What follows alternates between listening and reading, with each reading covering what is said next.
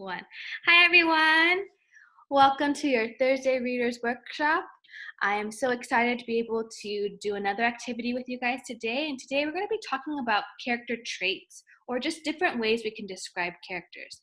And now you might be thinking, when will I ever use this? And the other day when I was talking to my friend and we were talking about something, we decided to just encourage one another. And in Ms. T's class, we usually do Star Student of the Day, and we use different words to describe each other. And just like we use words to describe each other, we should also be able to use words to describe characters in our books, in movies, even in our video games, right? There's so many different ways we can use this skill. So I wanted to take some time to kind of give you guys some tips on how you can use really good words to describe characters, because good readers use words, clear adjectives to describe their characters so that they can understand how their character is feeling or what's going on in the text. And so before we start, I just wanted to show you guys a little chart I made, and I'll upload this as well. It's our little character traits chart. And if you can't see this one in our Seesaw, you can always Google character traits and they'll come up with so many different words. These are just some that I came up with. But I wanted to show you the reason why Miss T decided to do this lesson is because a lot of our friends use these words on the bottom that I've already crossed out for you. And now you might be thinking, Miss T, why would you cross out these words that I like? And I just want to encourage you that these are not bad words. These are words that are really easy for maybe kindergartners or our preschoolers to use. But now we're in first grade and almost going into second grade. And I want to make sure we're giving you enough vocabulary to be very specific with describing our characters. So maybe instead of saying happy, you might want to think about, well, why is my character happy? Oh, maybe because he's excited. And excited might be a better word to use because it's more clear. We know that something's going to happen, so we know that's why he's feeling happy. Or instead of saying sad, there's so many different reasons why we're sad. And I know in our class, sometimes we're sad because we're tired that day. We need our sleep. But there's other reasons to be sad, right? There's other words we can use instead of sad. So we want to use maybe tired. And then mad is also another word we use a lot, which happens to our boys and girls all the time. And I sometimes get mad, but I have to ask myself, why am I feeling mad? Is it because I'm frustrated, or maybe I'm really angry or upset? Those are other words we can use to be more specific in describing how we're feeling, because these character traits are just different ways we can describe how our character is feeling, thinking, or whatever personality traits we want to use.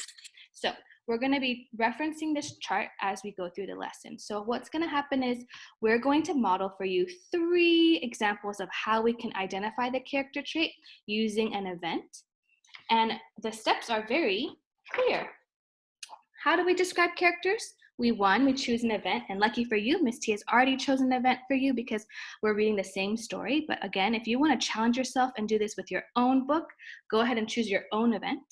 Then think about how the character reacted.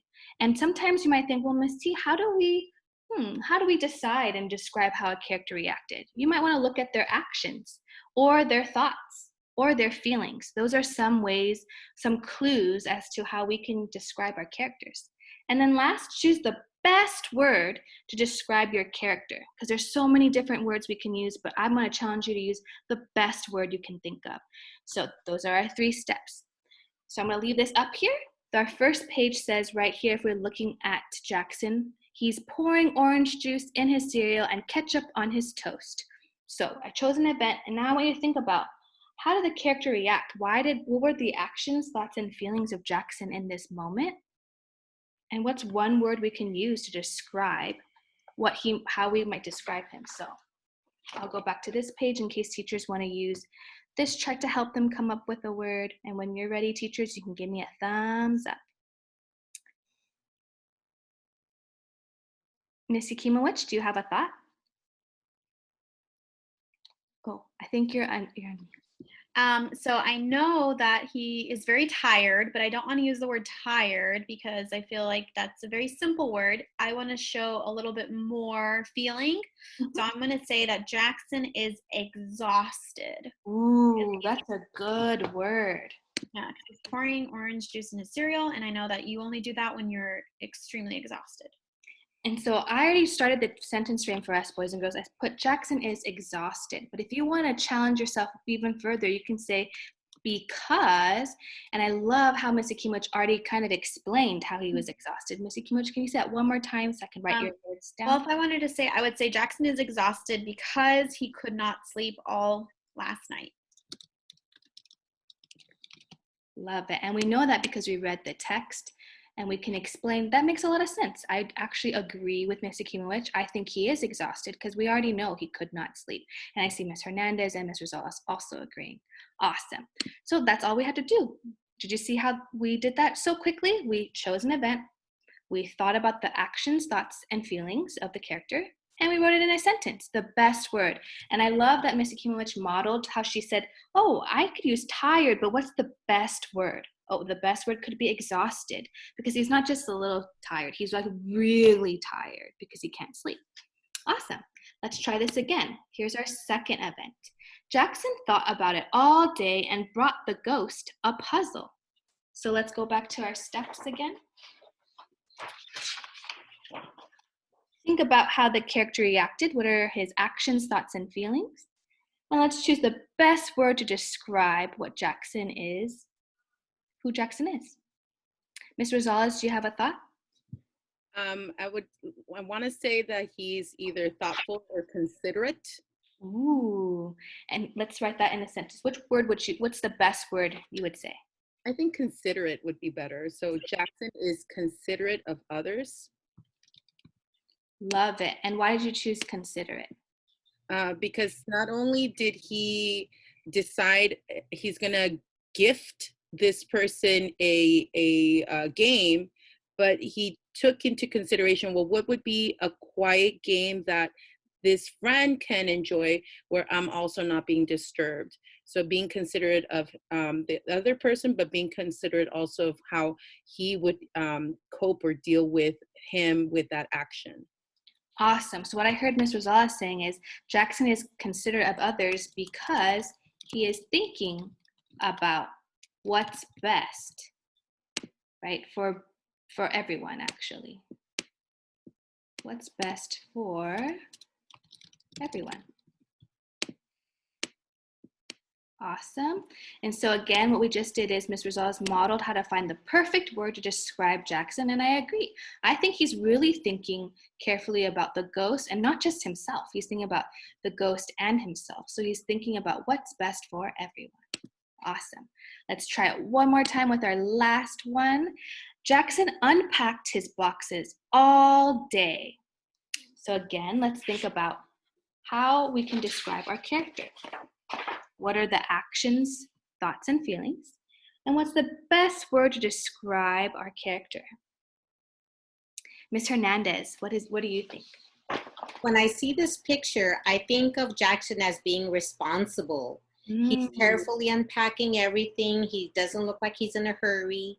He's doing it in an orderly fashion. So I would say Jackson is responsible.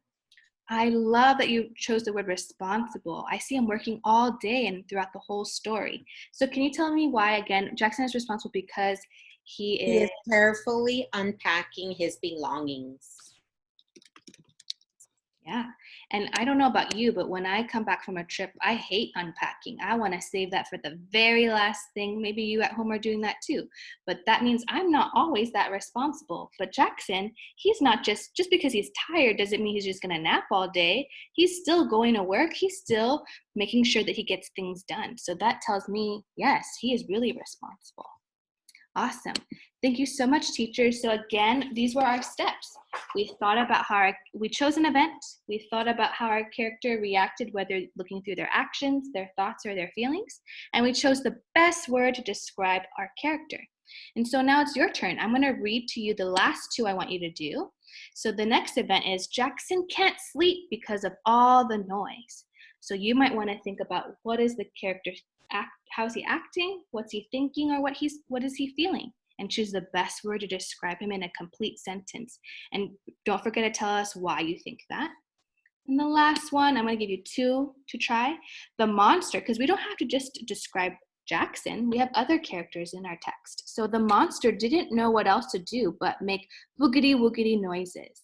So how would you describe the monster? The monster is blank. And again, think about the monster's actions, thoughts, or feelings, and choose the best word to describe the monster.